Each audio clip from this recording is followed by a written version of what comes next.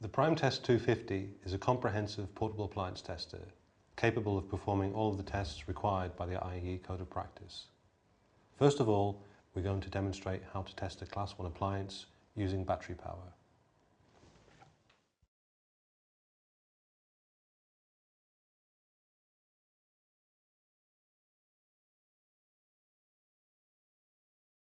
To perform the Class 1 appliance test, first of all, we connect the appliance to the test socket on the front. We connect up the earth continuity test lead to the socket on the end and connect up the test clip onto the exposed metal. Switch on the tester, and before we start we're going to select the insulation test voltage and the leakage limit for this appliance. So we press the setup key. We've selected 500 volt insulation test and a 0.75 milliamp leakage limit. So the test is now ready to go. Make sure the appliance is switched on and push the Class 1 button. First of all, the tester is performing the earth continuity test. Now the insulation test at 500 volts. And now it's going to measure leakage current using the internal voltage supply because we have no incoming mains. The sequence is now finished and it's showing the overall result as a pass. Now that we've finished the electrical safety tests, we label up the appliance showing that it's electrically safe, and we can make a note of the results here in our logbook.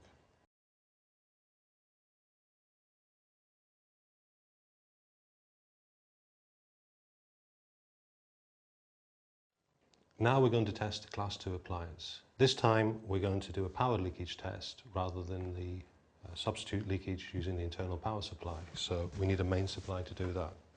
We connect the mains power into the top of the tester. We connect the plug from the appliance into the test socket in the front.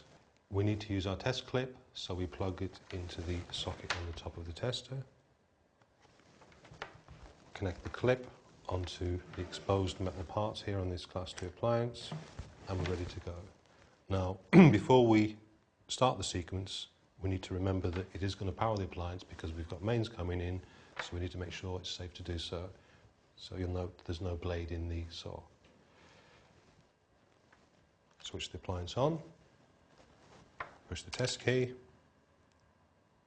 First off, it measures the insulation, and now it's going to power the appliance.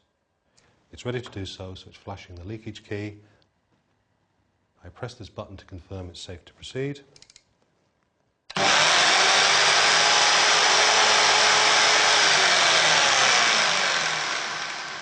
Pressing the button a second time terminates the test, and the sequence is now complete.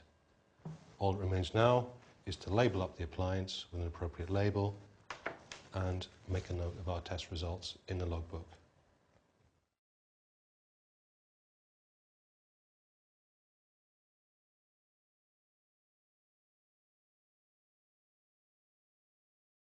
We're now going to use the tester to test this surge-protected multi-way adapter. Now, because it's surge-protected, we're going to change the insulation test voltage from 500 volts to 250 volts.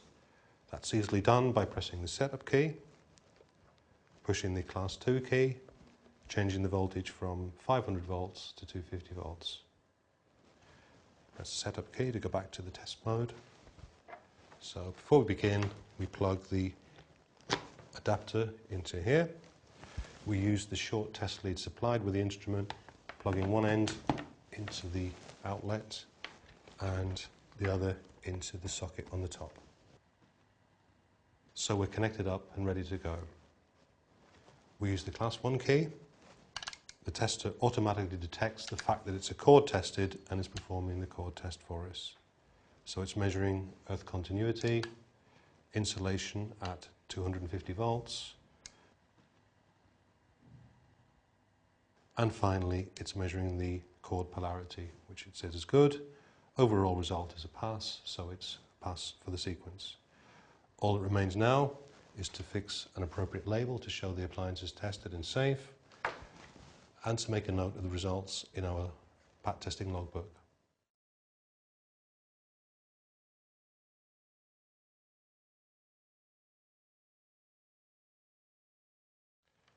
Now we're going to test this plug-in RCD.